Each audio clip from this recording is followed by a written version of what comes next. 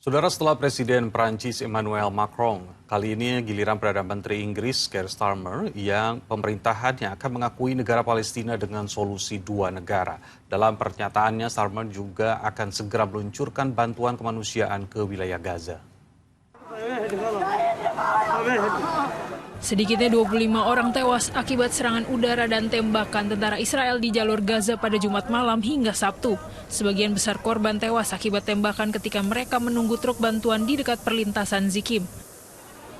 Penembakan kepada warga yang tengah menunggu bantuan di perlintasan Zikim ini bukan kali pertama. Sebelumnya Israel juga menyerang warga Gaza yang tengah mendekati truk bantuan dan menewaskan 79 orang. Militer Israel saat itu mengatakan bahwa tentaranya menembaki kerumunan ribuan warga Gaza yang dianggap menimbulkan ancaman. Melihat bencana kemanusiaan di Gaza semakin parah membuat sejumlah pemimpin negara Eropa ingin segera menyelesaikan perang Israel dan Hamas. Salah satunya Perdana Menteri Inggris Keir Starmer yang menyatakan pemerintahannya akan mengakui negara Palestina dengan solusi dua negara atau two-state solution. News that Israel will allow countries to airdrop aid into Gaza has come far too late. But we will do everything we can to get aid in via this route. Recognition of a Palestinian state has to be one of those steps. I'm unequivocal about that.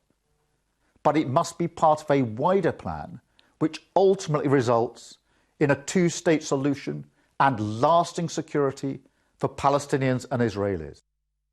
Pernyataan tersebut muncul setelah Presiden Prancis Emmanuel Macron mengumumkan bahwa Prancis akan mengakui Palestina sebagai sebuah negara. Ini menjadi sebuah langkah diplomatik yang berani di tengah meningkatnya kemarahan global atas kelaparan yang terjadi di Gaza. Nous savons la nécessité d'offrir un chemin politique.